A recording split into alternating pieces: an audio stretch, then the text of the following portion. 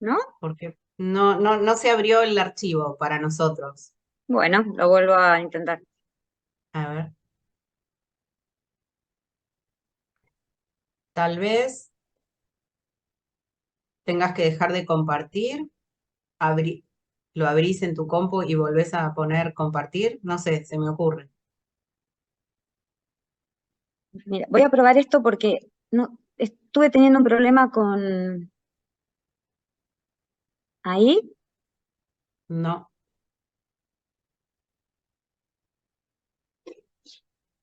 no sé si hay alguien del público, no, alguien que sepa un poco más. Dari, ¿se te No, ocurre no, que no. puede pasar? En realidad, sabes que el Em, problema puede ser mi PowerPoint, Ah, porque lo estuve teniendo que abrir de otra manera. A ver qué vuelvo a intentar. a ver qué pasa si eso.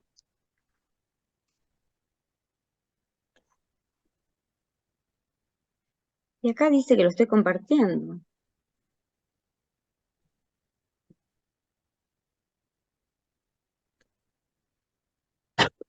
No, dice como que estoy compartiendo, tienen razón. Estoy compartiendo lo anterior.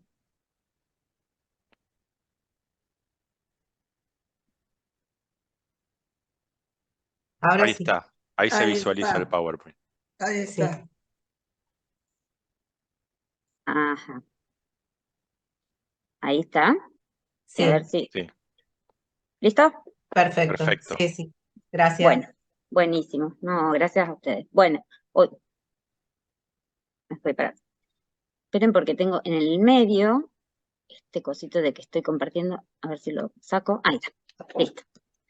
Bueno, ¿cómo les va a todos? Buenas tardes. Ya, como dijo Vivi, mi nombre es Florencia Clemen y yo trabajo en realidad en el Hospital de Niños haciendo una beca, hace 11 años, una beca sobre tumores del sistema nervioso central y por eso durante 10 años estuve siguiendo a todos los chicos que se operaban de tumores del sistema nervioso central y eso me hizo ir juntando, adquiriendo mucha práctica en el manejo de las patologías de la hormona antidiurética. Y así me fui involucrando. Eh, para empezar, les cuento cuál es la importancia de la hormona antidiurética desde mi punto de vista. La importancia fisiológica es que mantiene la osmolaridad plasmática, es decir, que es una de las hormonas que mantiene la homeostasis y que no es poco la osmolaridad dentro de la homeostasis del organismo. En cuanto a la utilidad clínica, las personas que no tienen hormona antidiurética tienen una pésima calidad de vida, son personas que están todo el tiempo tomando líquido y haciendo pis, o sea, con poliuria y polidipsia constante. Con eso, si pueden tomar agua a medida que hacen pis, se mantienen normal la anatremia, o sea que pueden no tener síntomas. Y esto, por el contrario, a veces eh, es un dato que hace que no se haga el diagnóstico.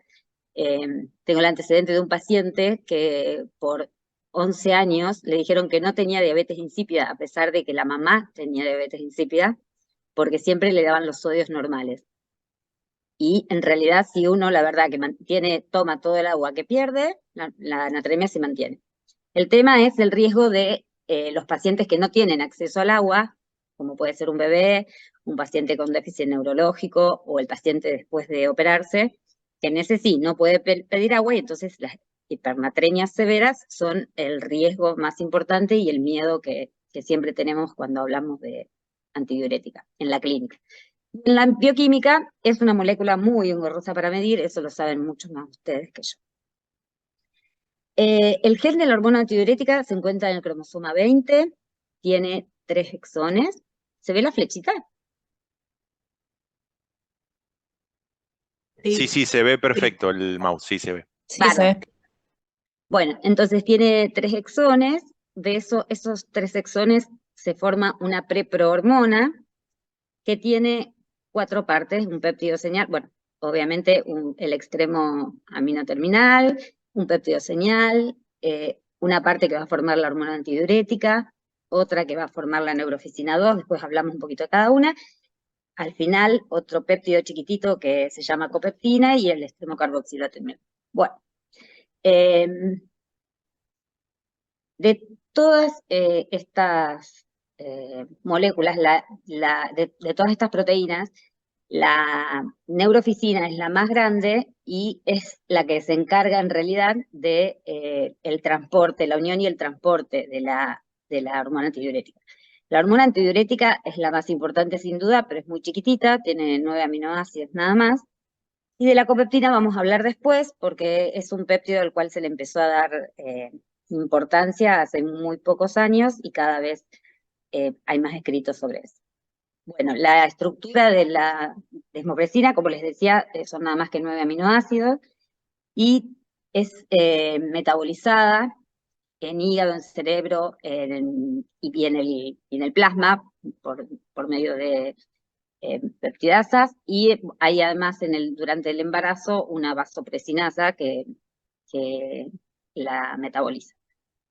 Y circula libre en el plasma, tiene una vida media muy corta, como casi todas las proteínas que manejan la homeostasis, para que pueda responder muy rápido, pero también terminar la respuesta muy rápido. Y el valor de referencia en el método que se utiliza, que es casi siempre el mismo, es entre 1 y 5 picogramos por mililitro.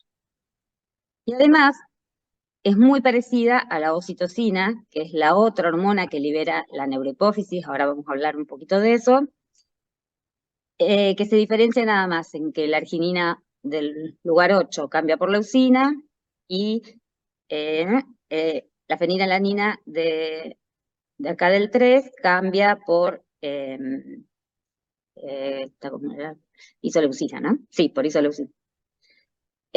Todo el resto de las dos moléculas son iguales. La verdad que el manejo de la patología de la ocitocina es desconocido para mí porque yo hago pediatría. Y bueno, hoy nos vamos a dedicar específicamente a la DH. Bueno, ¿cómo es la organogénesis hipofisaria? Acá tenemos un gráfico que muestra 4 etapas de cómo se va formando la hipófisis en el periodo embrionario, y tiene las fechas, las semanas en la rata, los tiempos en los cuales va ocurriendo en la rata, y abajo en el ser humano. Como vemos, a los 2 meses ya la hipófisis está anatómicamente conformada. Esto, ¿cómo ocurre? Bueno, cuando el embrión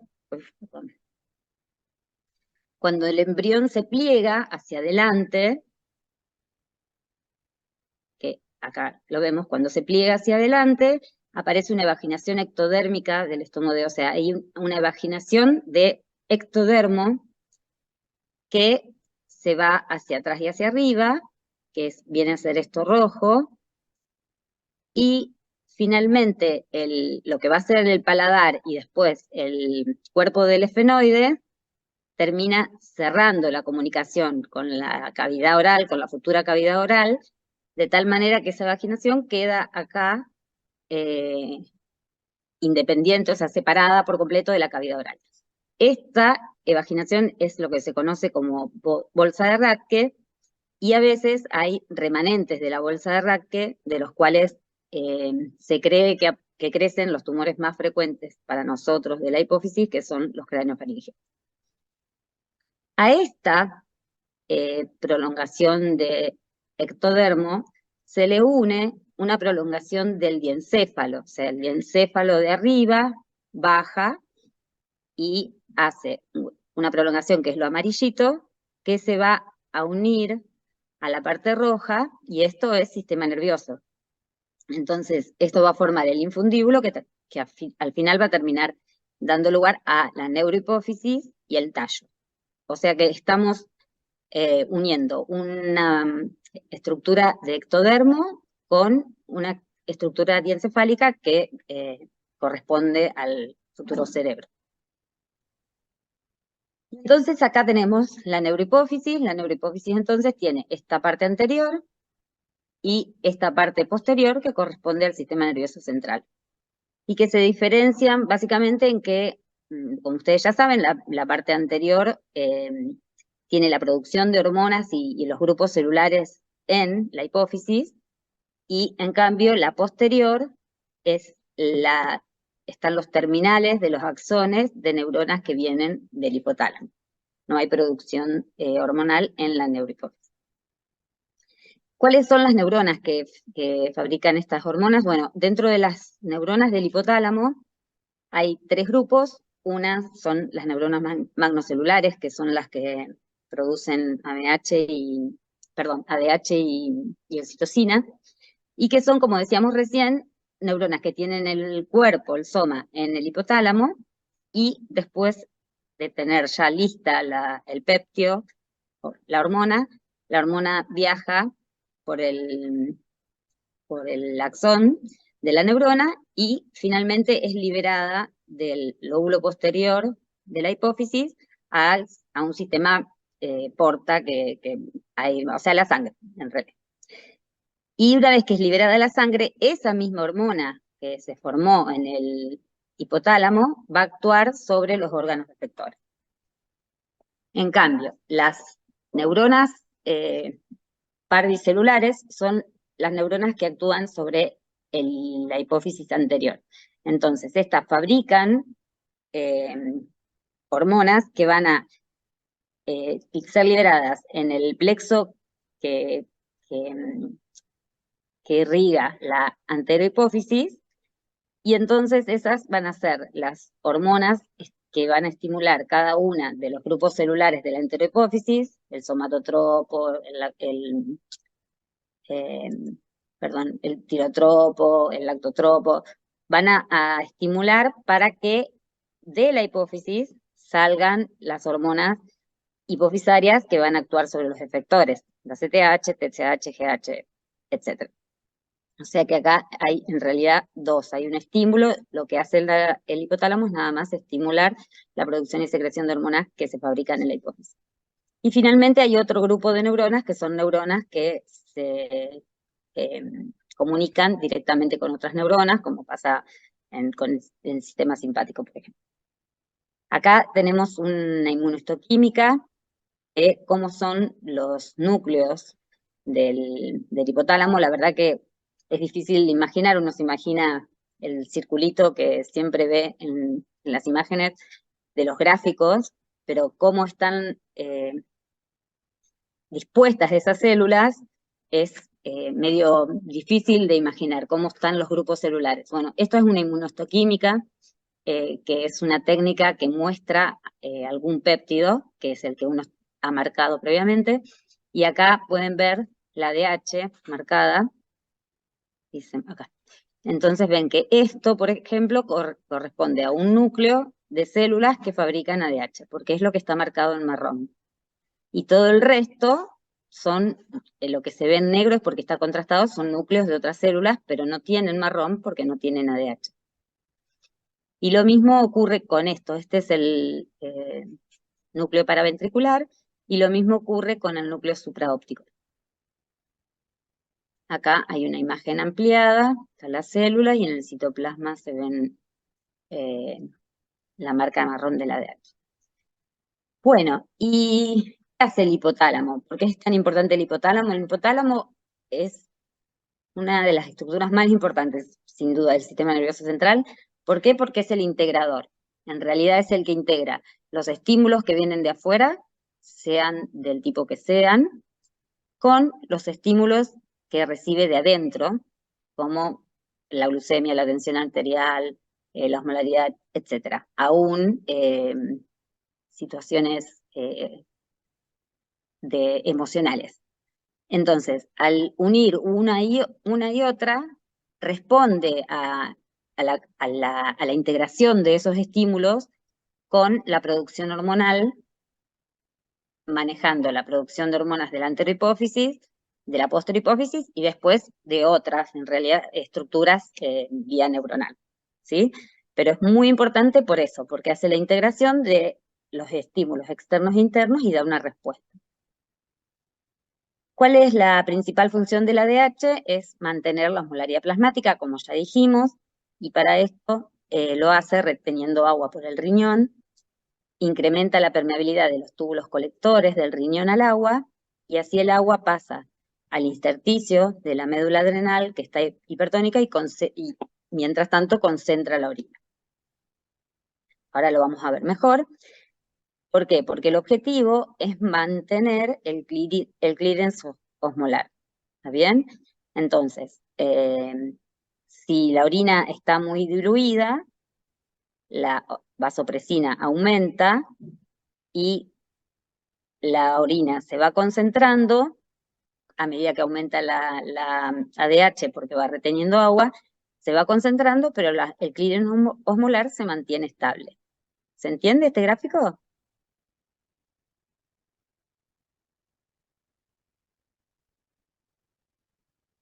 ¿No?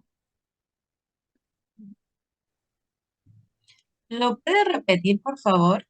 Sí, perfecto. Ustedes pregúntenme, párenme todas las veces que quieran, porque no tiene mucho sentido sino que yo hable como lora acá, porque realmente lo feo de la virtualidad es que el que da la clase no los ve. Entonces, no ve al público, al que lo está escuchando. Cuando uno da una clase presencial, uno ve las caras de la gente y se da cuenta cuando no se entiende. Así que ustedes párenme todas las veces que quieran. Esto es un gráfico que muestra el volumen urinario, y lo que marca acá es el clearance hormonal, el clearance osmolar. El clearance osmolar se tiene que mantener constante, ¿está bien? Entonces, para poder mantenerlo constante, dependiendo de cuánta agua uno toma, cuánto líquido tomaste y cuánto tenés que hacer de pis, cuando las orinas están muy diluidas, porque tenés mucha cantidad de agua para excretar, la vasopresina está en valores bajos. Ahora, si tenés poco líquido en el organismo y tenés que retener, la orina se tiene que concentrar y por eso aparece el ADH, aumenta el ADH y con eso concentra la orina porque retiene agua a nivel del túbulo colector y eso hace que el clearance osmolar siga exactamente igual, ¿sí? O sea, uno elimina todos los osmolitos que necesita y se mantiene la osmolaridad plasmática normal. ¿Se entendió? Sí, gracias. Es difícil de entender por los ejes, en realidad. Pero si ustedes se olvidan del eje del volumen urinario, que es el que complica, en realidad lo importante es la relación entre la vasopresina y el volumen urinario. O sea que cuanto más vasopresina hay, menos orina y más concentrada, ¿no? Bueno, la hormona antidiurética se libera por dos tipos de estímulos. La más importante, la más frecuente y la que en general ocurre es la regulación osmótica. ¿Esto qué quiere decir? Que la ADH, como regula la osmolaridad, regula el manejo del agua. La osmolaridad plasmática normal es entre 280 y 285 miliosmoles por kilo y se sensa en los osmorreceptores del hipotálamo. Ahora vamos a hablar y vamos a ver un poquito sobre ello. Pero después hay una regulación no osmótica también. Es decir, que independientemente de lo que haya de osmolaridad en el plasma, si hay una reducción del volumen sanguíneo, del volumen circulante efectivo mayor del 10%, eso es una deshidratación grave. Eso produce un aumento exponencial de la secreción de ADH por varios receptores, o sea, porque baja la presión. Y eso no importa qué osmolaridad hay, lo que uno tiene que hacer es retener líquido porque está sangrando y está perdiendo sangre y se te baja la presión. Ahí es mucho más importante mantener la presión que mantener la osmolaridad. ¿Sí?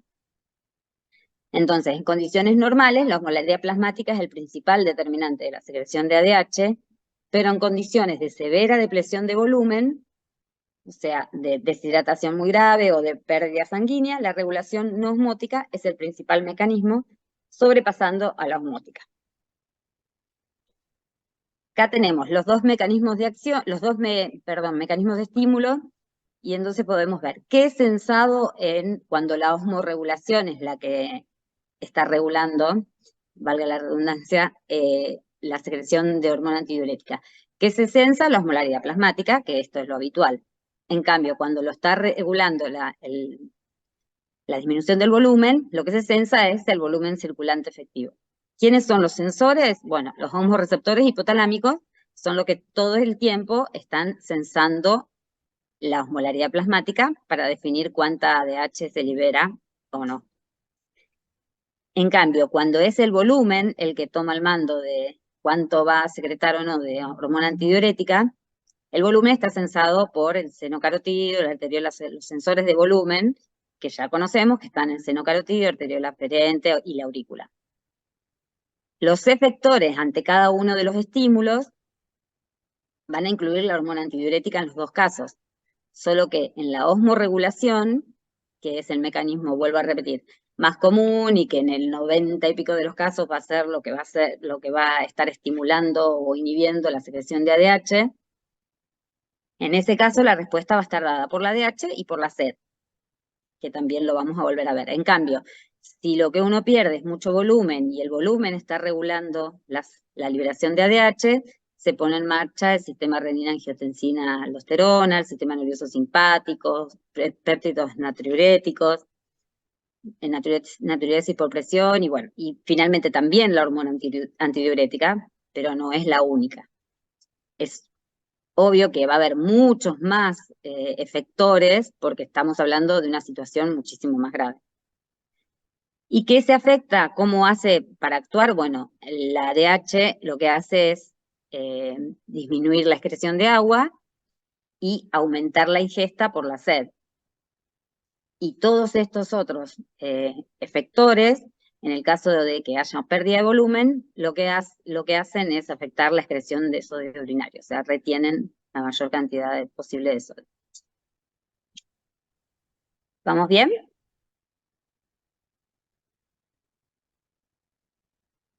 Bien, bien, bien. Bueno, entonces dijimos, fuera de la situación de pérdida de volumen, los osmorreceptores son los que determinan cuánto se libera de hormona antidiurética. Ahora cada vez se sabe más, obviamente, de la fisiología de todo lo que sea sistema nervioso central. Y en cuanto a la activación de los osmorreceptores, ahora se sabe que hay unos canales especiales de los cuales depende cómo se despolariza o no la membrana perdón, el axón, sí, el axón en realidad, está positivo. Si hay una liberación de ADH, se polariza y la SED también lo hace, y en ese caso, que hay una situación hiperosmolar, entonces se libera más ADH. En cambio, cuando hay una situación hiposmolar, la situación es a la inversa y hay menos receptores y se libera menos ADH. Esto no tiene mucho sentido acordárselo, pero lo importante es que, bueno, el osmorreceptor lo que está censando claramente es la osmolaridad. Y a ver, ¿en qué receptores va a actuar entonces esta desmopresina? Una vez que el osmorreceptor censó que la osmolaridad plasmática está aumentando, activa la producción, o la liberación en realidad, no la producción, de hormona antidiurética en los núcleos supraóptico y paraventricular, que son los dos núcleos del hipotálamo en los que están las neuronas magnocelulares que fabrican la ADH, y esta ADH va a ser liberada desde la neurohipófisis, como dijimos, y va a ir a actuar ¿dónde? Bueno, actúa en los receptores de la ADH o de la vasopresina, que son receptores de 7 dominios transmembrana, como los que conocen ustedes para otras hormonas, de los cuales hay subtipos, el B1A, el B1B o B3, que estos principalmente, sobre todo el B3, es importante porque es un receptor hipofisario, o sea, la hormona antidiurética no solamente es liberada a la sangre, que es lo que yo les expliqué hasta ahora, sino que también es liberada en el tallo, en la parte de la circulación del tallo que va hacia la hipófisis, como les había contado antes de las hormonas, de las neuronas parvicelulares, ¿se acuerdan? Entonces, estimula, por un lado, la liberación de ADH en la neurohipófisis, que es sin duda lo más importante, pero también participa del eje de CRH-ACTH, o sea, del eje corticotropo, estimulando la liberación de CRH y directamente estimulando la secreción de ACTH. O sea, se libera más arriba actuando en el hipotálamo o más abajo actuando en la hipófisis y estimula la secreción de ACTH. Por eso participa en la respuesta al estrés. Y finalmente, los receptores más importantes, que son los receptores B2, que son los que están en el riñón, acoplados a una proteína G estimulatoria, activan la vía de anilciclasa, ahora las vemos, y son los más importantes porque median la verdadera respuesta antidiurética. Acá podemos ver la distribución de los receptores B2. Si se fijan, en realidad, ahí en el túbulo contorneado distal, en parte del haz ascendente de Henle, en el túbulo contorneado distal, y por sobre todas las cosas, en el colector. ¿Sí? ¿Qué hacen? Acá, esta es un corte del túbulo colector. Fíjense que tiene diferentes células. Unas de las células son las principales y otras son células intercaladas que no tienen mucha importancia, mucha funcionalidad. En las células principales están los receptores para que actúe la hormona antidiurética. Entonces, de este lado tenemos la sangre y de este lado tenemos la orina. La ADH llega a su receptor de 7 dominios transmembrana y una vez que lo activa, va a activar toda la vía de la adeniciclasa, aumentando el AMP cíclico, lo cual va a activar proteinquinasas que van a su vez activar factores de transcripción que aumentan la producción de aquaporina 2, que ahora les cuento qué hacen, pero por el otro lado,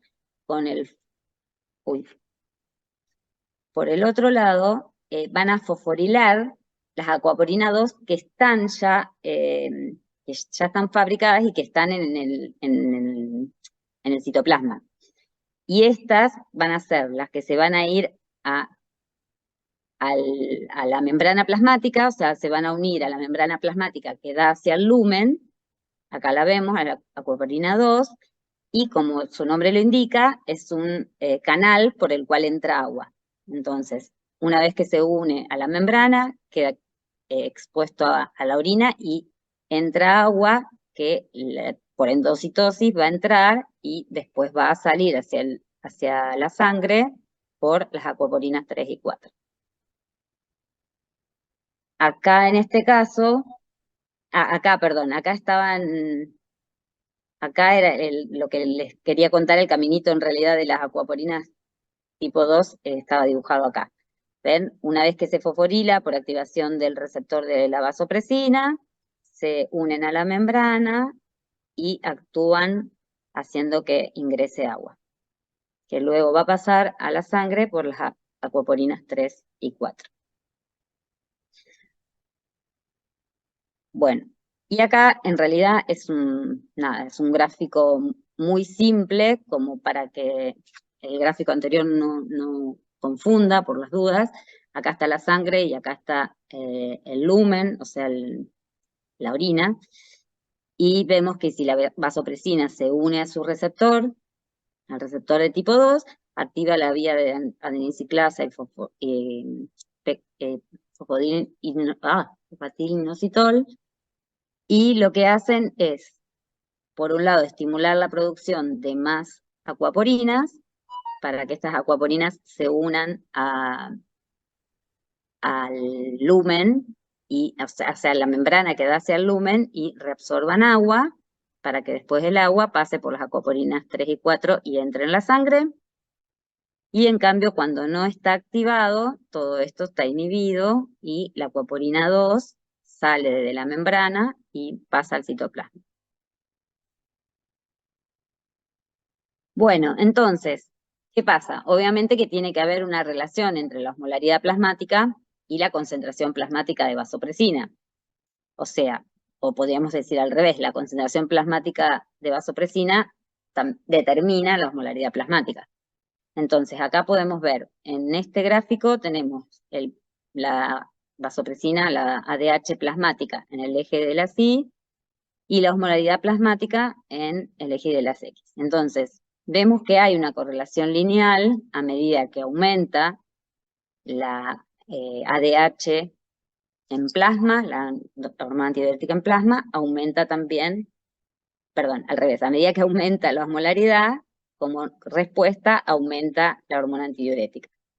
¿Y qué pasa? Cuando la osmolaridad llega a 287, bueno, en general se dice 287, la verdad que no creo que sea una cosa tan estricta, pero bueno, 287 supuestamente es el umbral a partir del cual los osmorreceptores activan la secreción de ADH. Entonces, cuando la osmolaridad plasmática llega a 287, empieza a liberarse ADH. La ADH que estaba en prácticamente cero, empieza a liberarse.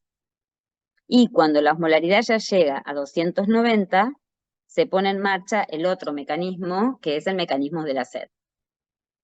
Un poquito más arriba en osmolaridad, que la osmolaridad que hace estimular los osmorreceptores, aparece la sed, ¿sí? Y esto es lógico, porque habitualmente se maneja la regulación de la osmolaridad plasmática sin que aparezca la sed. Cuando ya hay necesidad de líquidos en el organismo, la osmolaridad aumenta igual a pesar de todo el mecanismo regulado por el osmorreceptor, entonces sí, sentimos sed y la sed nos ayuda a la acción de la ADH, porque además, porque tomamos agua, ¿no?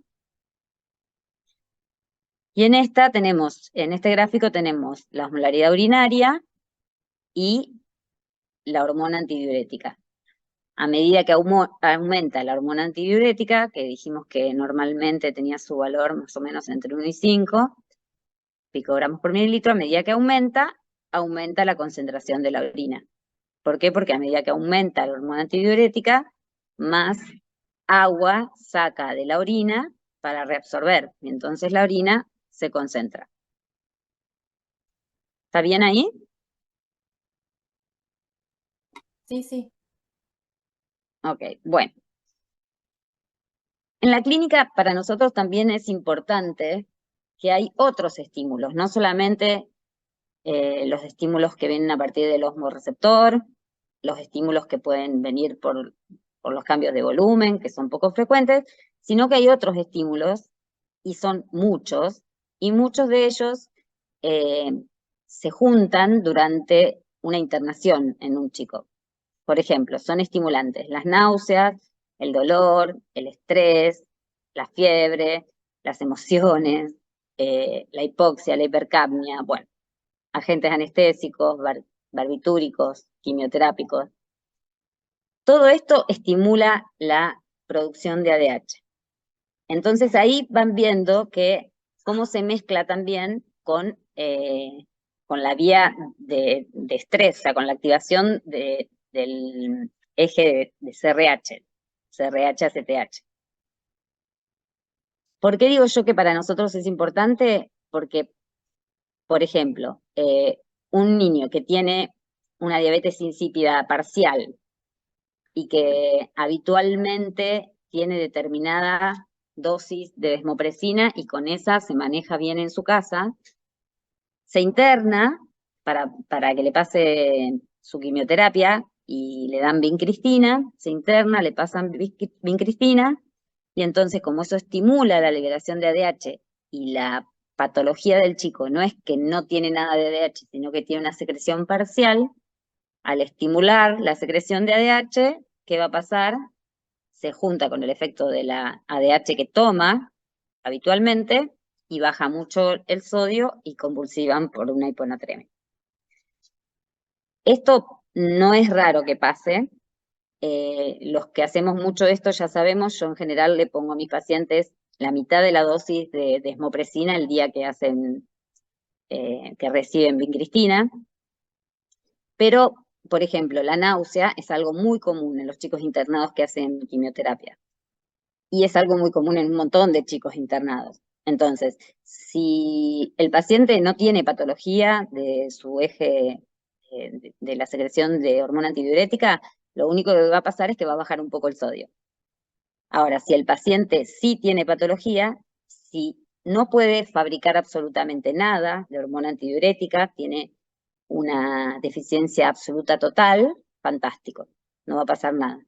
Pero si tiene una deficiencia parcial, que es la gran mayoría de las veces, entonces va a liberar ADH y es muy difícil saber cuándo libera, cuánto libera y cómo se suma a lo que yo le estoy dando farmacológicamente. Entonces, la verdad que esto a veces complica bastante el tema de tratamiento. Bueno, y después hay inhibidores de la secreción de ADH, que son el alcohol. Todos saben que aumenta la diuresis cuando uno toma mucho alcohol. Y bueno, opioides, glucocorticoides, etc. Y por otro lado, la ADH, que como vemos cumple muchas más funciones de solamente mantener la osmolaridad plasmática, actúa como neurotransmisor. Actúa como neurotransmisor en el sistema nervioso central, en la regulación cardiovascular, de la temperatura, etcétera, etcétera. Pero lo más importante es, como lo que yo les decía antes, es que estimula la secreción de ACTH, ¿sí? Entonces, la liberación de ADH estimula la secreción de ACTH, es decir, que aumenta la producción de cortisol, ¿sí? ¿Por qué? Porque se supone que si estamos en una situación tan importante como una pérdida de volumen, no solamente tenemos que poner en marcha el mecanismo del ADH para poder retener el máximo volumen posible, sino todo el mecanismo de estrés, liberando cortisol, catecolaminas, porque bueno, también además por otro camino estimula la secreción de catecolaminas, la ADH, y ese mecanismo es como que no lo pensamos habitualmente.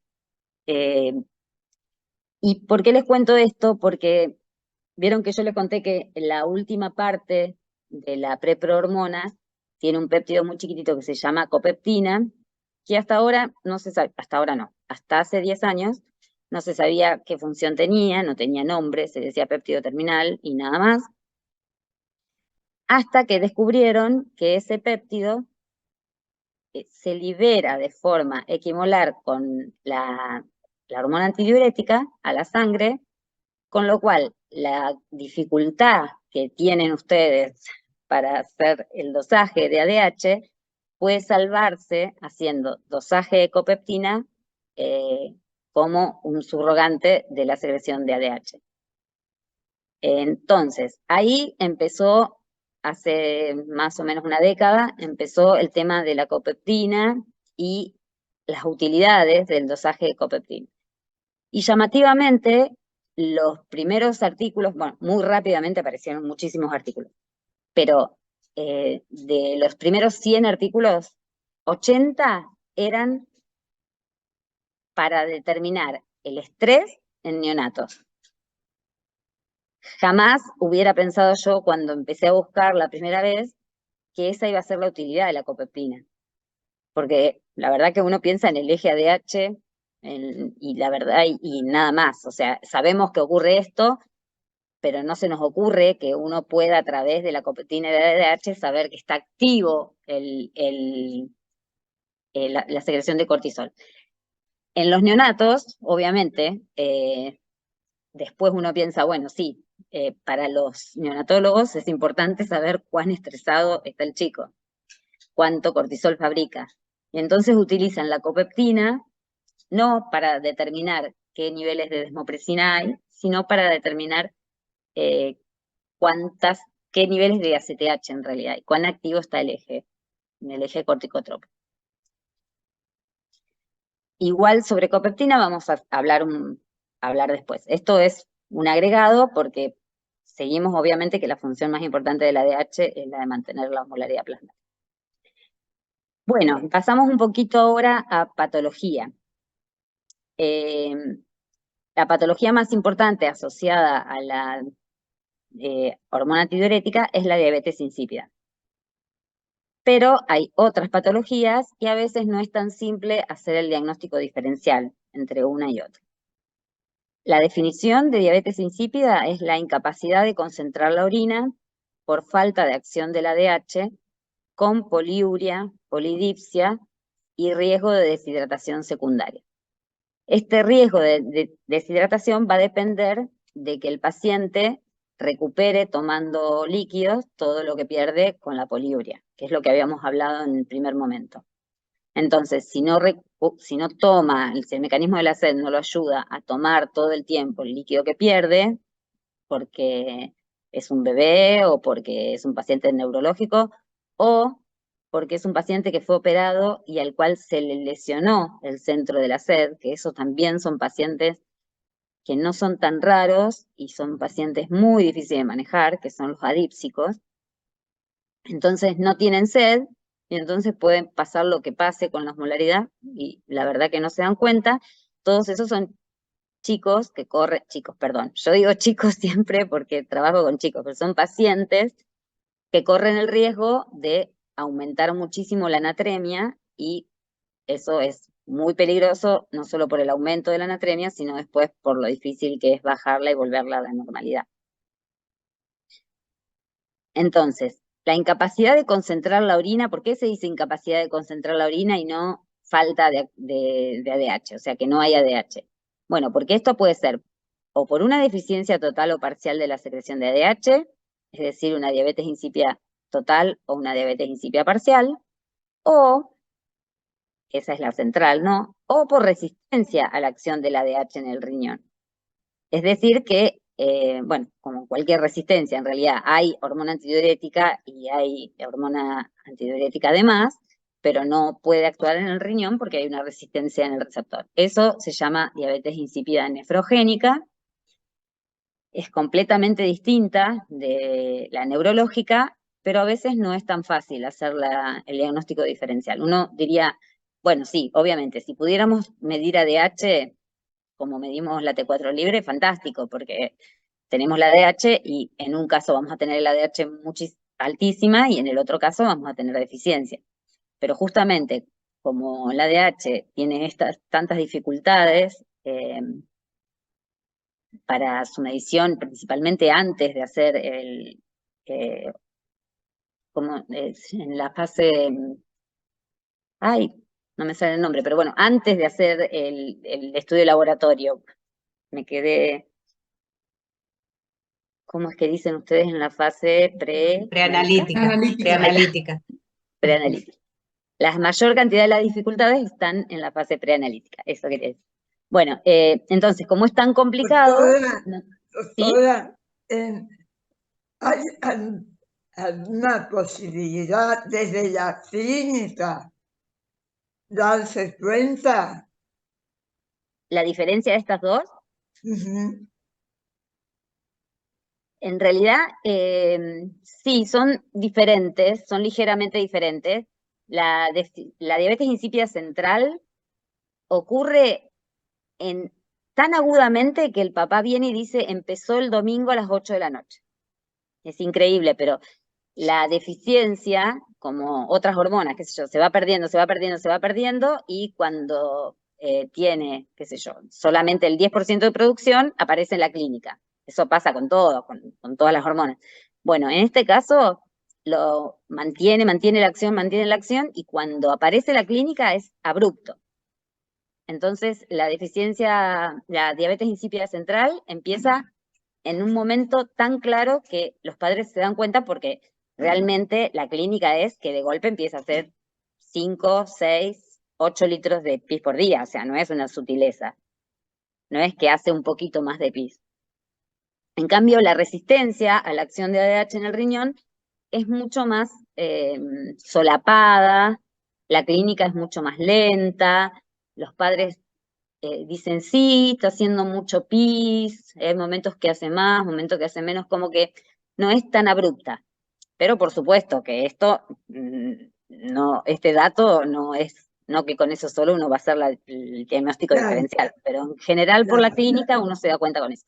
Y obviamente que si el paciente tiene una patología nefrológica previa, bueno, uno tiene más tendencia a pensar que va a ser una Claro. resistencia, y si el paciente fue operado de algo en el cerebro relacionado con la hipófisis y el hipotálamo, bueno, va a ser más probable que sea central. Claro, porque si fuera fácil su dosaje, en el primer paso yo la tendría muy disminuida. Sí, Esta, como es una resistencia, no es que falta hormona, no puede accionar y por lo exactamente. tanto.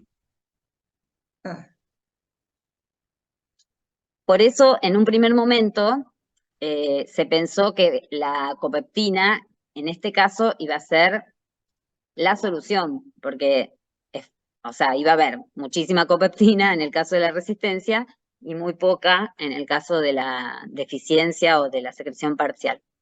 Y la verdad que hubo como una desilusión mundial al respecto, porque se solapan bastante los valores, y yo creo que esto está enmascarado también por lo que yo les contaba del tema de la activación del circuito CRH, CTH y cortisol.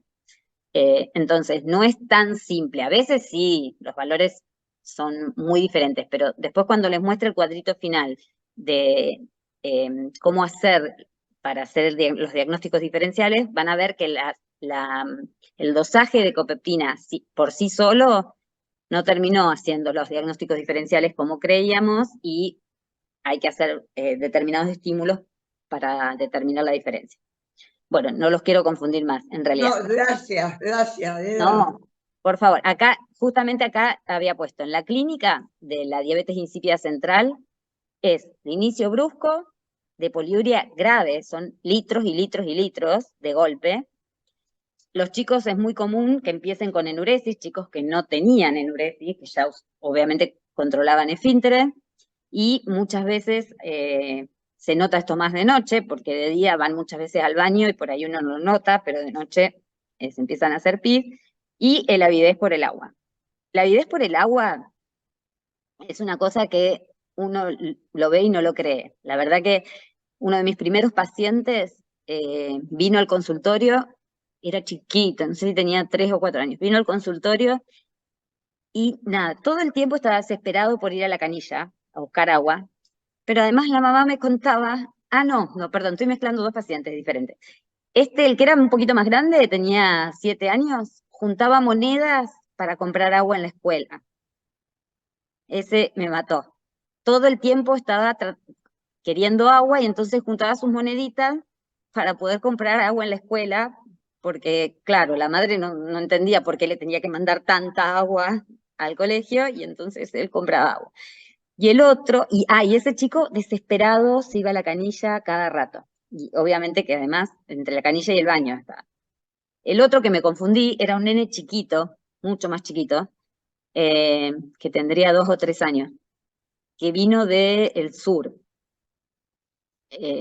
Bueno, no me acuerdo bien, pero creo que de Puerto Madryn. Vino y la mamá, el chico nunca había dejado los pañales, tenía cerca de 3 años, y la mamá decía que usaba muchísimos pañales, que hacía mucho pis, que el chico lloraba mucho, que en realidad lo que tenía era sed, pero bueno, toda la vida había tenido sed, y en realidad para un chico es muy difícil determinar qué es eso. Bueno, nada, la cuestión es que la señora nunca, desde que el chico nació, había dormido una noche entera, porque se hacía pis en la cama, le tenía que cambiar los pañales cada 2 o 3 horas, porque si no mojaba la cama. Bueno, es una de las patologías que más satisfacción les da a uno como médico, porque nosotros hicimos el diagnóstico y le dimos la desmopresina, y la mandamos al hotel, como hacemos siempre, y que venga al día siguiente. Al día siguiente la señora vino y no había manera de convencerla de que yo no le había dado algo para dormir al chico. Estaba re enojada porque ella decía que yo le había dado un sedante, que el chico había dormido toda la noche, yo era residente, qué sé yo, de primero, segundo. Un lío porque yo le había dado algo para dormir al nene, el chico había dormido toda la noche y ella había dormido toda la noche por primera vez en 3 años. Yo pensé que había vuelto agradecida y en vez de eso te atacó. No, pero es que después, obviamente que después sí, cuando entendió y Claro, todo eso, pero se cuando entendió de qué asustó. se trataba. Claro, pero se Qué bárbaro. asustó. O sea, porque uno pierde la noción de la normalidad cuando, desde que tu hijo nació, hace 3 años Terrible. que no dormís nunca y que tenés que cambiar el pañal. O sea, claramente por ahí gente de un nivel social un poco bajo, qué sé yo, no sé. Pero la señora, no me voy a olvidar más, lo enojada que estaba y cuando entendió la felicidad. Bueno, y acá Claro. ven que dice, son más sintomáticos los chicos con diabetes insípida central que los chicos con diabetes insípida nefrogénica. Bueno, los diagnósticos diferenciales son otras causas de poliuria, empezando por la diabetes mellitus. Eso sí, sin lugar a dudas, uno no se tiene que confundir la diabetes insípida con la mellitus. Las dos diabetes, como decimos, los papás dicen en los chicos que tienen insuficiencia hipofisaria con lesión hipotalámica y que hacen obesidades mórbidas, muchas veces terminan con diabetes mellitus. Entonces tienen la diabetes insípida previa porque tienen la insuficiencia hipofisaria completa y terminan con diabetes. Entonces dicen, se les juntó las dos diabetes, doctora. Cuando se les juntan las dos diabetes. Bueno, los chicos con diabetes mellitus obviamente que están poliúricos, pero son otros pacientes. Uno enseguida se da cuenta, es un chico que está enfermo, mal, que no se compensa con el agua, que está con pérdida de peso. Es otro tipo de paciente. Pero bueno, sin duda, uno lo tiene que descartar y lo más fácil es hacer una tirita en la orina. Después, la insuficiencia renal crónica poliúrica. Esto está siempre como diagnóstico diferencial. Yo nunca vi una insuficiencia renal que dé 8 litros de poliuria. La verdad que es tan tremenda la manifestación clínica de la poliuria que no sé cuánto cuesta el diagnóstico diferencial. Lo mismo que la hipopotasemia, lo mismo que la hipercalcemia, todas situaciones que dan poliuria. Que, bueno, tomar diuréticos. Lo que sí a veces confunde es la polidipsia primaria. Ahora les cuento un poquito. Entonces, tiene que hacer uno cuando sospecha que el paciente tiene diabetes insípida. Viene un paciente, una mamá en mi caso, y dice que el nene está haciendo mucho pis. Entonces, primero tenemos que constatar la poliuria. Si el chico es el nene que yo les contaba, que está todo el tiempo en la canilla, y uno lo ve que va al baño a cada rato y que junta moneditas para comprar agua, bueno, no hace falta constatar la poliuria. Pero muchas veces vienen, por ejemplo, es muy común para mí que los oncólogos le digan a los pacientes que tienen histiocitosis o a los pacientes que tienen germinoma, una de las manifestaciones de que reapareció la enfermedad en la histiocitosis es muy común, es que haga mucho pis. Entonces, como están avisados previamente, apenas empiezan a hacer un poco más de pis, pobre madre que tuvo un chico con una patología tan grave, viene y le dice al oncólogo y el oncólogo me lo manda. Y uno, qué sé yo, de alguna manera uno se da cuenta quién es el chico enfermo y quién no, y a veces no. Entonces, mientras el chico esté tomando líquidos, sabemos que no va a pasar nada. Mientras no le restrinjan la ingesta, va a mantener la normonatremia. Entonces, perfectamente se puede ir a la casa, anotar durante 2 días, hacer un balance que anotando todo lo que ingiere y todo el pis que hace, y volver con el balance y ahí vamos a constatar si realmente hay poliuria, que en los chicos se toma más de 2 mililitros kilo hora, ustedes lo toman por metro cuadrado, ¿no? Y bueno, nada, y una vez que uno constata la poliuria, entonces hacemos la prueba de restricción, decidimos hacer la prueba de restricción, para no hacerle prueba de restricción a todos los pacientes.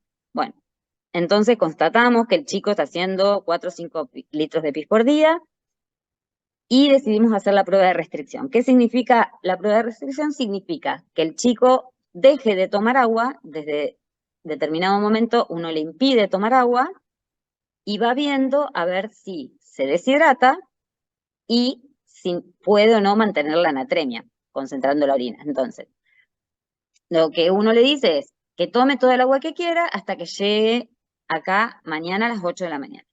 A las 8 de la mañana lo pesamos, le hacemos un ionograma y si tiene un sodio normal, porque a veces ya vienen con un sodio muy alto y no se puede hacer la prueba de restricción, si tiene un sodio normal, empezamos la prueba. Eso quiere decir, no toma más líquido. Y cada vez que hace pis, medimos el volumen urinario, va al baño obviamente a hacer pis, le medimos el volumen urinario, la densidad de la orina y lo pesamos. Y la prueba termina cuando el chico ha perdido el 3% del peso. Ahí, bueno, la definición de una deshidratación leve es entre el 3 y el 5%. Entonces, llegamos a apenas una deshidratación leve. En esa situación, cualquier chico normal va a aumentar su ADH, va a retener toda la cantidad de agua posible que necesite y va a mantener la anatremia. En cambio, el chico con diabetes insípida, que no va a poder hacer esto, se va a deshidratar mucho más rápido, porque el otro demora mucho más, se va a deshidratar, se va a poner hipernatrémico, y las osmolaridades entre la plasmática y la urinaria, la relación va a ser menor a 1, o sea, nunca puede ser la osmolaridad urinaria menor a la plasmática. Si la plasmática está alta, la urinaria tiene que estar muchísimo más alta. Si la plasmática aumentó y pasó de lo normal y pasó de 300, la urinaria tiene que estar por encima de 400, 500. O sea, si la osmolaridad urinaria está en 200 y la plasmática ya está en 300, bueno, ahí hay un problema, porque tiene que estar concentrada esa orina. ¿Se entiende? ¿Puedes repetir lo del principio? Que nunca la osmolaridad urinaria. Nunca la osmolaridad urinaria puede ser más baja que la plasmática. ¿Sí? Por eso está ahí la relación y dice menor de 1, pero en realidad uno con que lo razone no hace falta acordarse. Y el final del diagnóstico se hace con una respuesta positiva a darle el tratamiento. El tratamiento es darle desmopresina, que es la hormona antidiurética farmacológica, y ahí vemos si en la primera hora post desmopresina bajó más del 50% la diuresis de lo que tenía previo, se confirma el diagnóstico. Acá uno pensaría, bueno, si yo le di desmopresina y respondió, no es una diabetes insípida nefrogénica. Sin embargo, hay chicos que al principio de sus diabetes insípidas nefrogénicas responden con el tratamiento, porque es como que uno con el tratamiento supera la resistencia y entonces algo responden, y eso dificulta también el diagnóstico diferencial, ¿sí? Pero el que tiene diabetes insípida central, la respuesta es maravillosa, tanto que después pasa como esta madre que venía enojada. Bueno, entonces, si comienza el chico normohidratado y normonatrémico y desciende más de un 3% del peso sin lograr mantener la anatremia, porque aumenta el sodio, tiene más de 145 de sodio al final de la prueba, o sea, cuando descendió el 3% le medimos la anatremia. Si no pudo mantenerla normal y la osmolaridad urinaria es mayor a la plasmática, entonces, bueno, y además, cuando uno le da DH, responde, ahí ya tenemos el diagnóstico de diabetes insípida central, excepto esto que les cuento de la nefrogénica, que, bueno, no es tan común. Ahora, la osmolaridad plasmática... Tengo una pregunta, ¿puede ser? Sí, por supuesto. ¿Con qué frecuencia ocurre esto en la población pediátrica? ¿Hay más o menos, es frecuente, poco frecuente? La diabetes insípida central. Sí. Yo la verdad es que estoy absolutamente sesgada, porque como veo solo tumores hace 11 años, para mí es una situación hiperfrecuente. Pero claramente en la población general es rarísimo. La diabetes insípida más común es la posquirúrgica. Los tumores del sistema nervioso central de los chicos no son tan infrecuentes. De hecho, después de las leucemias son los más comunes. Y si los tumores son de la región celar, supracelar o hipotalámica y se operan, lo más probable es que haya lesión del tallo, de la neurohipófisis o del hipotálamo y que quede una diabetes insípida. Entonces, después del postquirúrgico, sí, uno lo espera y en esos chicos, qué sé yo, el 50% más quedan con diabetes insípida. Pero en los chicos sanos y normales que vienen de la calle es rarísimo, es rarísima. La primera causa es la histiocitosis, la segunda causa es el germinoma, Y después hay diabetes insípida idiopáticas. Hay muchos casos de chicos que tienen diabetes insípida central, que responden al tratamiento y que no hay nada, absolutamente nada en las imágenes. Igual, de todos modos, los libros siempre dicen que hay que esperar durante 5 años haciendo una resonancia por año para ver que no aparezca un tumor, porque a veces en el tallo puede haber alguna lesión o algún conjunto de, qué sé yo, de células tumorales que no se ve en la imagen, y al año siguiente se ve un tallo engrosado o se ve ya una masa tumoral. Y la verdad es que en nuestro servicio, el doctor Henrich, que fue nuestro gran maestro, siempre decía que hay que esperar más porque él tuvo uno que a los 9 años recién se manifestó la histiocytosis.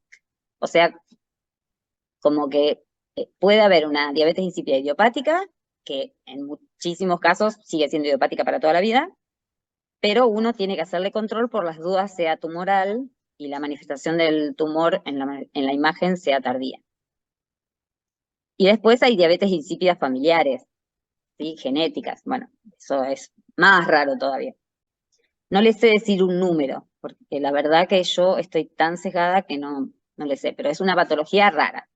Estando en endocrino, aunque no sea yo, mis compañeros estando en endocrino tampoco pueden saber, porque son las cosas que nos derivan a nosotros. Bueno, la osmolaridad plasmática puede ser medida directamente con un osmómetro, bueno, eso obviamente, o puede ser estimada. Nosotros por guardia no tenemos osmómetro en el hospital de niños. Entonces lo que hacemos es estimarla. La fórmula de la osmolaridad plasmática ustedes la saben, es el doble del sodio, porque es el sodio más su anión acompañante, más la glucosa sobre 18, más el nitrógeno urinario sobre 2,8. Ahora, la urea,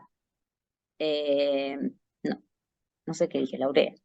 La urea no es un osmol efectivo, o sea, no tiene una potencia osmótica tan importante. Entonces, se lo saca de la fórmula y directamente cuando uno en la práctica tiene que hacer la cuenta, pensamos en el doble del sodio más glucosa sobre 18. Ahora, pensemos, glucosa sobre 18 no es tanto tampoco, porque será 5, salvo que el paciente esté con una diabetes mellitus, mucho no le va a agregar a la fórmula. Entonces, lo más importante es la natremia.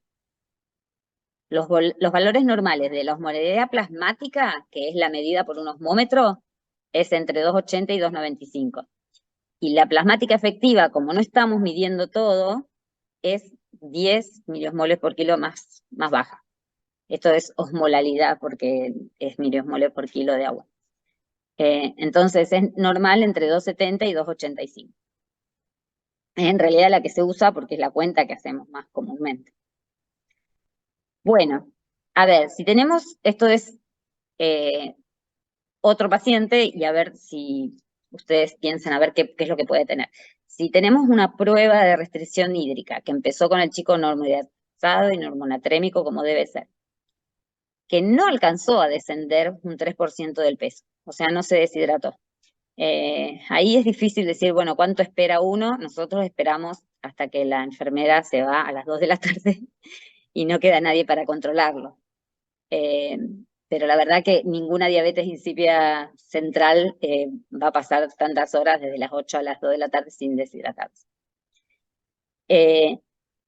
No alcanzó a deshidratarse, pero tiene una hipernatremia un poquito, o sea, leve, una hipernatremia, qué sé yo, 146, 147, y concentra la orina. Por más que no haya mucha diferencia entre la osmolaridad urinaria y plasmática, sí es mayor de 1 y la concentra.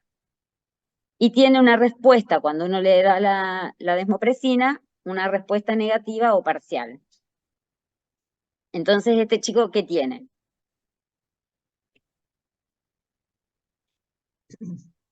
¿Es renal? Nefrogénica. ¿Cómo? ¿Perdón? Nefrogénica. ¿Es el riñón? Puede ser nefrogénica y ahí está, que es por lo que charlábamos antes, y no, acá dice, cuando la DH alcanza concentraciones muy altas, con la medicación uno logra vencer la resistencia y por eso al principio se puede responder a la hormona antidiurética. O puede ser una polidipsia primaria. Esto es más común para nosotros, porque en general las nefrogénicas son pacientes que previamente ya tenían patología renal y ya el nefrólogo los seguía, los conocía y se da cuenta. En cambio estos son nenes que toman muchísimo líquido y hacen muchísimo pis. Pero al final del diagnóstico era nada más que porque toma muchísimo líquido, no porque lo necesite. Entonces, son pacientes que llegan a la prueba de restricción igual que los otros, sí descienden un 3% del peso, pueden o no descender, y no concentran tanto la orina. ¿Por qué? Porque durante tanto tiempo estuvieron lavando tanto la médula con tanta poliuria que pierde la capacidad de concentración. Y entonces termina como teniendo, sí, una dificultad para concentrar la orina y termina deshidratándose un poco. Estos sí a veces son difíciles de diferenciar. Lo que sí claramente no pasa es que cuando uno le da la desmopresina, responde tan maravillosamente. Este es el diagnóstico diferencial más importante para nosotros cuando el chico no tiene nada. Vuelvo a repetir, si el chico lo acaban de operar de la hipófisis, no piensa nada de esto. Si el chico llega y no tiene absolutamente nada, bueno, entonces hay que hacer diagnóstico diferencial de estas dos cosas. Acá dice, excepto que sea de muy reciente comienzo y aún no haya comprometido la capacidad renal de concentración de la orina por poliuria. O sea, si la polidipsia primaria no lleva mucho tiempo de evolución, todavía no tiene pérdida de la capacidad de concentrar en el riñón. Pero si tiene mucho tiempo de evolución, sí ocurre. No sé si, creo que al final puse un caso de eso, y si no después les cuento otra cosa. Bueno, entonces, el tema es que pasa en los grises, como todo. Es muy fácil el diagnóstico para un lado o para el otro, en el blanco o en el negro. Pero ¿qué pasa en los grises? Entonces, cuando concentran un poco, se deshidratan un poco, le aumenta la anatremia un poco, y nada es definitivo. Entonces, puede ser una diabetes insípida central parcial, una diabetes insípida nefrogénica parcial o una polidipsia primaria. Fijémonos en este gráfico tiene la concentración de hormona antidiurética en vertical y la osmolaridad en el eje de las X. Entonces, fíjense que abajo las osmolaridades están 260, 280, 300. Y empieza a aumentar 320, 340. ¿Sí? Entonces, acá la hormona antidiurética está casi en cero. Yo señalo con el dedo. Está casi en cero y empieza a aumentar. Dijimos que más o menos hasta 5 podría llegar a ser un valor normal. Y empieza a aumentar y llega a valores altísimos. Entonces, el paciente que tiene estos valores de ADH, es decir, que tiene osmolaridades, llega a osmolaridades muy altas y tiene ADH muy alta y, sin embargo, no concentra. ¿Qué paciente es? Nefrogénico. Nefrogénico. Perfecto. Ese es el nefrogénico. Ahora, el paciente que tiene osmolaridades muy altas, pero no levanta nada el nivel de ADH, ¿qué va a tener? Central. No, ¿Cómo? eh, Algo Diabetes. tiene porque miren la osmolaridad. Y es central, digamos. Exacto, es central y es completa. Es central y es completa. No hay manera, no puede responder de ninguna manera. Entonces miren la osmolaridad que llega, 340, 360. Terrible. Este paciente, el que está con las estrellitas rojitas, este paciente no va tan alta su osmolaridad y aumenta un poquito la ADH, pero igual llega a 320 y pico, o sea, pasa de 300, que no es normal. es parcial.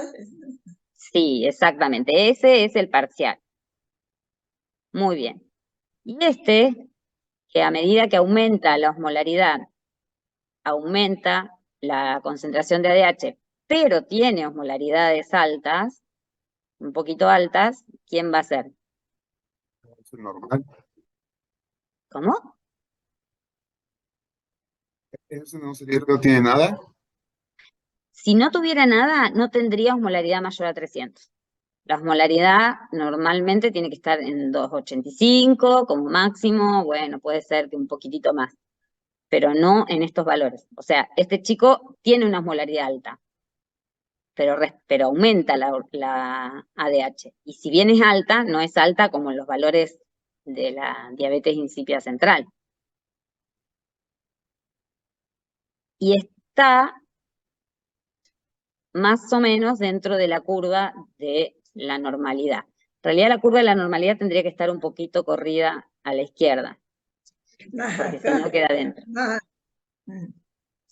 Este es un chico que tiene una polidipsia primaria, o sea que responde casi como normal, pero tiene una osmolaridad un poquito más alta. ¿Por qué? Porque con el tiempo va lavando la médula y pierde la capacidad de concentrar. ¿Está bien?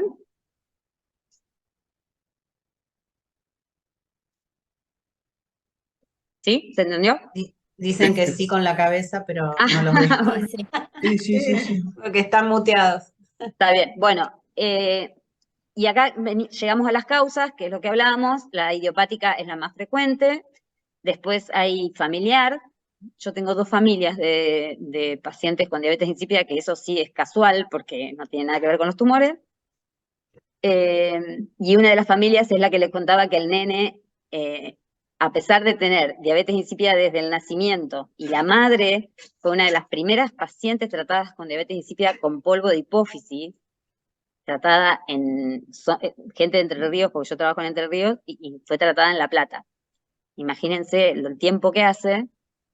Y la madre con la patología, y el chico con la poliuria y todo el mundo le decía, no la tiene, no la tiene, no la tiene, porque tenía una anatremia normal. Y cuando vino a verme a mí, era un adolescente, sin desarrollo, desnutrido, que no había dormido toda la noche nunca en su vida. Ay, una personalidad pobre, retraído, una cosa tremenda. Además de una madre que claramente, o sea, yo no me podía explicar cómo no probó algún día de darle, si ella toma desmopresina. ¿Cómo no probó de darle? Esa gente del interior que por ahí, si el doctor dice, entonces, increíble. Bueno, es una de las familias. Bueno, y después está la causa tumoral, que ya hablábamos, la histiocytosis, y después hay un montón de cosas que afectan la hipófisis, que pueden dar diabetes insípida, la autoinmune, la neurohipofisitis infundibular, que tenga una tuberculosis, la postquirúrgica, en realidad no sé por qué está acá abajo, tendría que estar mucho más arriba. También hay descrito diabetes insípida postraumática, cuando hay lesión del tallo, vascular, por aneurisma, isquemia, qué sé yo, y bueno, y el síndrome de Wolfram es otra genética.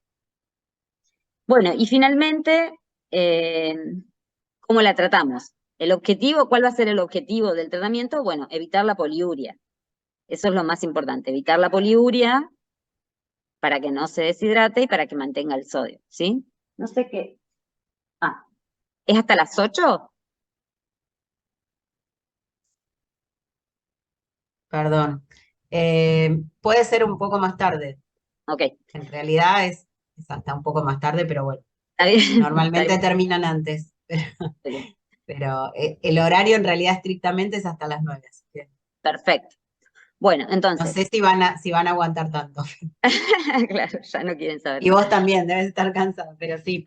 No. Tienes que extender un Viste poquito que uno más, no hay empieza a hablar problema. y Eso quiero decir. yo pierdo la noción del tiempo. Uno empieza a hablar y contás pacientes, qué sé yo, y medio como que se te pierde. Bueno, el tema es así, entonces, lo que queremos evitar es que haya poliuria, y lo que más fácil, más lógico es darle la hormona que no tiene, o que no fabrica, o que es inútil. Bueno, entonces le damos la desmopresina. La desmopresina es un análogo sintético del ADH que tiene mayor potencia antidiurética y vida media, o sea que obviamente que dura mucho más, porque si durara 5 minutos no serviría para nada, y menor efecto opresor, lo cual está bueno, porque así no aumenta la presión cada vez que uno toma y no oscila tanto la presión. ¿Por qué? Porque, bueno, uno trata de que tengan la menor cantidad de dosis en el día, y aún así lo mínimo que se puede tomar por día en un chico mayor de 4 o 5 años es 3 veces por día. En los más chiquititos a veces con 2 dosis por día alcanza, pero después ya necesitan 3 veces por día de dosis. Cuando yo empecé la residencia, venía la desmopresina intranasal, por cánula o spray. En ese momento era solo por cánula, no spray. Y lo que había que hacer era soplar la canulita, no sé si alguno de ustedes se acuerda o si lo vio hacer, soplar en la nariz del paciente una canulita que tenía la dosis adentro.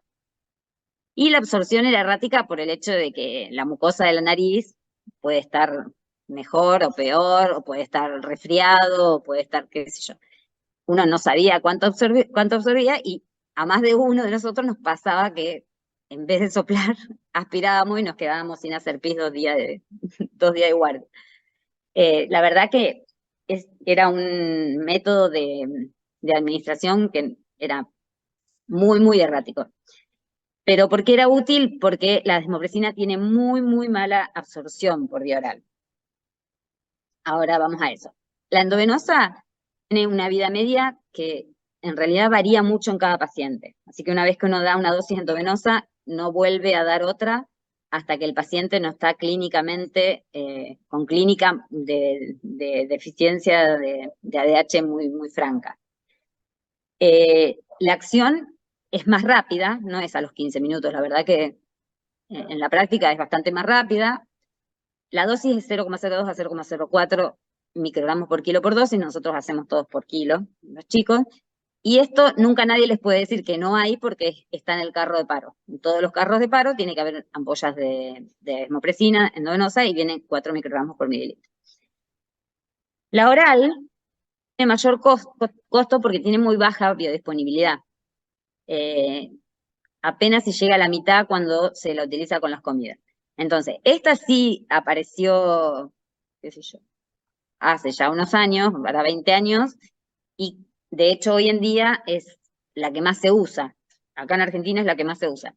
Pero es carísima, porque pierde muchísima medicación que no se absorbe. Entonces es carísima. Y esta responde más o menos a la hora. Eso sí, no responde para nada rápido, demora bastante, y entonces si uno quiere ver la respuesta, eso, por ejemplo, de la prueba de restricción, de decir, bueno, respondió o no respondió, como le damos la pastilla, en realidad la primera hora no la contamos, porque recién empieza a hacer efecto la segunda hora. Entonces la respuesta la vemos recién a la segunda hora después de la administración. Esto obviamente es muy fácil, es una pastillita, pero es carísima porque la cantidad de dosis que requiere es altísima. Bueno, ahí como vienen las presentaciones, que a ustedes no les importa, en general se da la mayor dosis a la noche para que aguante más horas, pero en la actualidad la forma de administración más usada en el mundo es la sublingual. Nosotros tuvimos una cantidad importante de ADH sublingual que nos dieron cuando apareció MELT, que es es un liofilizado y entonces se utiliza sublingual y se absorbe, y cuando apareció como marca nos trajeron un montón de dosis, y bueno, el problema para nosotros es que no había dosis para niños, no estaba determinada la dosis para niños, pero trabajando en un hospital como el nuestro, que vienen un montón de pacientes que no tienen manera de conseguir la medicación que necesitan, al que no tenía nada se lo empezamos a dar, esa es la verdad. Y la verdad que anduvo bárbaro. Tiene un efecto más rápido, se necesita menor dosis porque tiene mayor biodisponibilidad. Hay que comenzar con dosis bajas, pero el problema, que para nosotros es un problemón, es que vienen solo comprimidos de 60 y de 120 microgramos, que es muy difícil fraccionar, y que encima los de 60 dejaron de fabricar. O sea que ahora quedan solamente de 120. Entonces, hasta determinado peso de los chicos es imposible usar. Es imposible usar porque 120 microgramos es una dosis altísima. Así, en la práctica, terminó siendo que más o menos equivale a 0,1 y 0,2 de la oral, pero bueno, eso igual a ustedes no les importa. Esto es lo que más se usa en el mundo, y lamentablemente acá, como en los chicos no se puede usar, por una cuestión de dosis. Bueno, y lo último, creo, es esto de la copeptina. ¿Qué es la copeptina? Bueno, que a esto también lo vamos a ver después en la parte práctica. La copeptina, les vuelvo a decir, ya saben ustedes, que es el último péptido de la preprohormona, que se escinde, y cuando se escinden las tres proteínas, la DH, la neuroficina 2 y la copeptina, la neuroficina 2 va a actuar, se va a unir a la DH y la va a transportar en su trayecto por el axón, y la copeptina, nadie sabe muy bien para qué sirve. Bueno, cuando se secreta la DH en la neurohipófisis, de manera equimolar se secreta la copeptina. Entonces, se empezó a medir para, en primer momento, como para determinar los diagnósticos diferenciales, pensando que iba a ser un diagnóstico diferencial muy importante entre cada uno de estos cuadros. Hay o sea, se puede hacer como un ELISA in-house, pero en realidad viene un aparato que es que es un autoanalizador para copeptina, que nada, tiene su precio, y que yo estoy tratando hace como 10 años que el hospital compre, pero no me dan bolilla. Y no sé si en algún momento ustedes hacían copeptina en clínicas, ¿no? No, nunca. Ah, alguien hizo para un estudio, lo hizo de Puede manera... ser, pero de rutina en la parte asistencial no. Claro, de rutina todavía no. Y la verdad que, como te decía en el mensaje, la plenaria de nuestro congreso anual en Europa, que es como una de las charlas más importantes del año para nosotros, fue de copeptina este año. Y entonces ahí es como que le empezaban a dar bolilla, y nosotros hace años que estamos tratando de ver, pero bueno, no hay manera de que en algún momento se va a utilizar en la práctica clínica, sin duda. Bueno, y este de Comet Study, que se lo marqué ahí porque lo van a ver y lo van a escuchar mucho, fue el estudio más grande que se hizo, que fue un estudio prospectivo, multicéntrico y observacional de una gran cohorte de pacientes para evaluar la importancia de la copeptina y otros parámetros de laboratorio en el diagnóstico diferencial de las hiponatremias severas. Y entonces acá ven que las diferencias entre los distintos diagnósticos, la polidipsia primaria, la deficiencia de cortisol, el síndrome de secreción inadecuada de DH, qué sé yo, la hipovolemia, bueno, ya ni yo leo de lo tan chiquitito que es.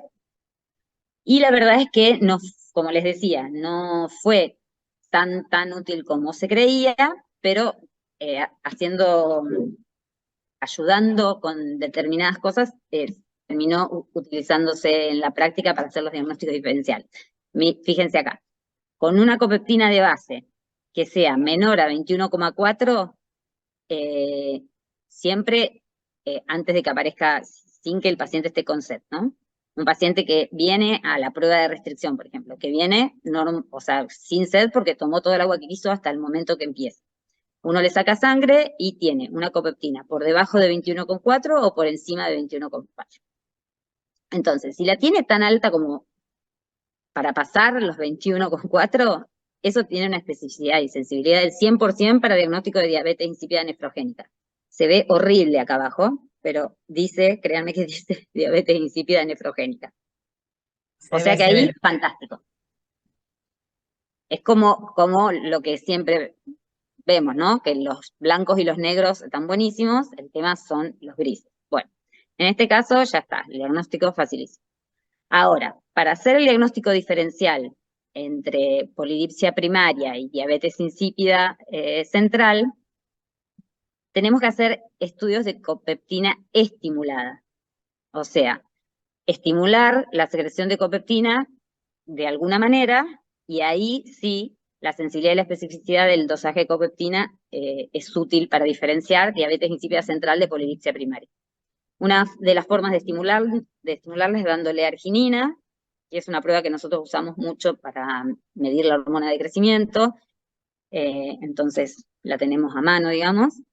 Dándole arginina, si la copeptina es más es más baja, uno piensa que tiene diabetes insípida central, obviamente, porque tiene menor secreción de copeptina, menor secreción de DH, y si tiene más, entonces uno piensa que tiene polidipsia primaria. Ahora, la otra es hacer una infusión salina hipertónica, que eso estimula la liberación de copeptina. Esto también lo hemos hecho alguna vez, pero más para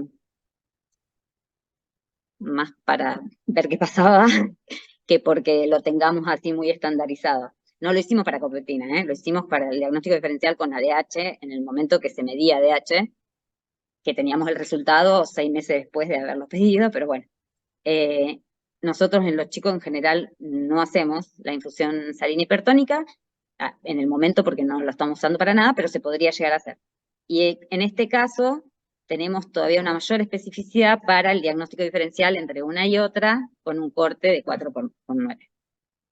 Entonces yo creo que esto va a terminar siendo útil para hacer los diagnósticos diferenciales, pero ven que el valor de copeptina solamente si tiene un valor muy, muy alto, sirve. Y si no, hay que hacer pruebas de estímulo. Y este era el algoritmo viejo, anterior, que en realidad los que no tenemos copeptina seguimos usando, para hacer los diagnósticos diferenciales. De acuerdo a la osmolaridad y al sodio y a la osmolaridad urinaria y a la plasmática, es, bueno, si pensamos que el paciente va a tener una diabetes insípida o una central o nefrogénica, y entonces hacemos un test de restricción hídrica, o si nos parece que va a ser nefrogénica, y entonces empezamos probando darle desmopresina, a ver cómo responde. Bueno, no tiene mucho sentido que vayamos viendo uno por uno, pero es más o menos lo que estuvimos charlando con números, que igual ustedes mucho no necesitan. Bueno, nada, y ahí termina. En realidad había puesto un caso clínico de polidipsia primaria, de cómo se hace el diagnóstico, pero caso clínico para que ustedes lo fueran pensando, y me pareció que iba a ser muy largo. Lo saqué. Vamos a ver los casos clínicos después en la clase práctica. Yo lo que voy a hacer es mandarle algunos artículos que son como la base de los diagnósticos diferenciales de las disnatremias. Uno es divino y del cual saqué muchos de los gráficos que ustedes vieron, que es de New England. New England, la verdad que tiene unos gráficos preciosos, así que en el 2015 sacó una revisión de toda disnatremias y es divino ese artículo. Y bueno, y algún otro, y alguno de copeptina. Entonces, ustedes leen un poquito de eso y con eso vamos a ir resolviendo los casos clínicos en la clase práctica. ¿Alguna pregunta? Yo te quería preguntar, ese aparato que vos comentaste que es para medir la copeptina, que no te lo compran, ¿es solamente para eso? ¿Para medir Sí. copeptina? Ah, Sí, es un autoanalizador así tipo, ¿qué te podría decir? Una aspiradora chiquita, que en su momento sabía yo cuánto valía. La primera clase que di con ustedes yo, que ya no me acuerdo cuándo fue, pero debe haber sido 2014, no, sí, 15, por ahí. o 16, Sí, 2016. 16, sí. Preparando la clase yo ahí conocí la copeptina que no sabía ni que existía. Y en realidad en el 2015 aparecieron los primeros artículos. Y a partir de ahí estoy luchando para que Ropelato compre el autoanalizador, y la verdad es que en algún momento le va a tener que hacerlo, porque la verdad que ADH estuvieron ellos haciendo dosaje hasta antes de la pandemia o un poquito antes, y después dijeron basta, porque no tenía cero utilidad enterarse 6 meses después. Claro, no, y es re engorroso. Nosotros una vez Claro. probamos para un trabajo y ay, fue una lucha con ese kit. Claro, No. yo la verdad que mucho no entiendo, eso podrás contarle vos qué dificultades tienen, pero yo sé que en la parte preanalítica nosotros nos daban más recomendaciones que si estuviéramos cuidando, no sé. Así que bueno, y entonces había mucha cosa que antes se diagnosticaba solo con osmolaridades y con la prueba, con la respuesta al tratamiento y qué sé yo, y muchas veces nos equivocábamos, como ha pasado más de una vez con un nefrogénico que respondió. que bueno, ahora es facilísimo, porque además la copeptina es un péptido chiquito, se mide rapidísimo. Con lo Bien. cual, y nada, y ese mismo año creo, sí, ese mismo año fue el Mundial, 2017, fue el Mundial de Endocrinología Pediátrica en Washington, y adelante del póster que había llevado yo, había un póster de un chico que había hecho un trabajo con copeptina, un chico de Estados Unidos. Entonces yo le preguntaba en dónde había sacado el autoanalizador, si ellos tenían o cómo había hecho, y no hubo manera de que me dijera. Era como que le estaba preguntando, La no sé, fórmula de la Coca-Cola. y como que lo habían hecho, yo interpreté como que lo habían hecho en algún lugar que no podía prestar el aparato para hacer investigación, una cosa así. No Claro. había manera y no me dijo. Me dijo que era ese, pero no me dijo de dónde lo había sacado. Así que, nada, realmente en todo el Bueno, mundo estaba empezando. Pero yo creo que con el tiempo va a ser. está bien. eh, Le voy a decir a Gabriela que trabaja con nosotros que te lo compre. ¡Ay, sí! Porque además tantos protocolos tengo pensado. Eso, mira, lo que más grave me resulta a mí es esto de los chicos que tienen diabetes insípidas parciales, que están con desmopresina y que llegan y se internan y liberan la parte que sí puede liberar, liberan y hacen hiponatremias y convulsivan. La verdad que eso es tristísimo. Yo siempre digo, si pudiera con un láser matar las pocas neuronas que le quedan para fabricar ADH, sería feliz, porque la verdad que lo único que hacen es arruinar el tratamiento de los chicos. Pero bueno, en ese caso estaría buenísimo ver si uno puede determinar cuáles son parciales y cuáles totales, porque nosotros más o menos podemos dar una idea de acuerdo a la dosis de desmo que necesitan, pero no es tan claro cuál es parcial y cuál es total. Es más, yo tengo hasta sospecha, que bueno, Ignacio se ríe de mí, pero ya ha pasado más de una vez que después terminó diciéndome que tenía razón. Yo tengo como la sospecha de que muchos, con el tiempo, con los años, recuperan la capacidad de secretar algo de ADH, aunque hayan cortado el tallo. Entonces, nosotros antes decíamos, si le cortaban el tallo, mi marido es neurocirujano infantil. Entonces, si él operaba y me decía, mira, Flor, le corté el tallo, ya está, yo decía, no hay manera. Si le cortó el tallo, no hay manera de que tenga, y eso es una completa. Y a veces ese chico, pasados los años, se internaba, le daban vincristina, que es uno de los que más nos cuesta, o tenía fiebre o dolor, o qué sé yo, y de golpe necesitaba menos, requería menos dosis de desmopresina y hacía hiponatremia. Entonces, ¿cómo es eso? Bueno, todo eso estaría buenísimo estudiar con copeptina. Pero bueno, ya me Ojalá, gastan, yo ojalá que soy lo la... tengas pronto. Algún día, todo llega. Sí. Bueno, no Bueno, sé, si quieren, si es muy temprano, yo tengo casos para charlar, si no, nos no, vemos. dejémoslo para el día del encuentro presencial. Me parece que Dale. estarán Bueno, cansados, ¿no? ¿alguien Supongo. tiene alguna pregunta o algo que quiera preguntar, que le haya quedado ¿Algún duda? comentario? La copeptina, Doctora, si nos puede mandar bibliografía. Ay, perdón, no, dale, tranqui. ¿estás ahí? No, que quería saber si la copeptina se utiliza con otros fines aparte de diagnosticar esto de la ADH. Sí, por eso te decía que todos los primeros años de literatura eran todos estudios en neonatología para determinar estrés. Okay. También, supuestamente, hay estudios que muestran que hace el diagnóstico de infarto de miocardio antes que la troponina. O sea, hay muchísimas cosas de utilidad, pero que tienen más que ver con la secreción de SRH, con el estímulo de secreción de ACTH, no con esta otra parte que nos interesa a nosotros. La verdad que hay mucho más, sin duda mucho más. Yo te diría que, no sé, el 20% tiene relación con el eje de ADH y con las molaridades. Todo el resto tiene relación con el estrés, que es muy sorprendente, pero bueno.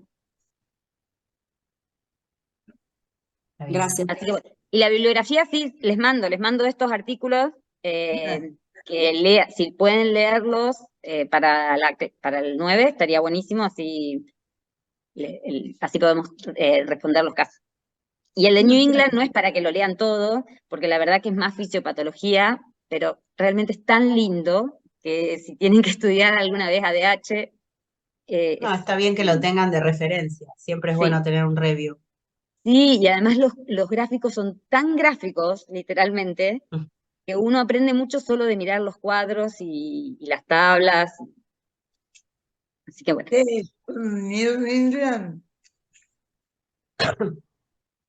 New England Perdón. Journal of Medicine. No, dice si es de New England, sí. Ah, sí, sí. Bueno, entonces, Bueno. Flor, cuando puedas, me mandás los papers, así Sí. yo se los subo al campus y ya los van viendo con tiempo. Perfecto. Para el día de presencial, y ahí van a ver entonces los casos clínicos, pero lean los papers para tener y vean, va a estar la clase seguramente también subida, como para poder participar y que no sea un monólogo, ¿no? La idea es que participen todos. Bueno, ¿alguna otra pregunta, chicos y chicas? No, muchas gracias, Flor. Muy clara la clase. No, por favor. Bueno, nos vemos. linda. Igual, cualquier cosa, si necesitan, les paso mi mail, que no sé por qué no lo tengo escrito acá. Mi mail es la F, y después Clement, que es como Clemente sin la E final, @CDIE, o sea que es donde el instituto que trabajamos, que es CEDIE.org.ar. Cualquier duda que tengan, no duden en escribir. Y si no, cualquier cosa, me preguntan y yo se los paso. Eso, tal cual. Bueno, que tengan buenas noches. Gracias. Muchas gracias. Igualmente. Nos vemos, hasta Nos vemos luego. mañana con ustedes, con Flor en junio. Gracias, Flor. Muy linda. Chao, hasta luego. Chau, chau.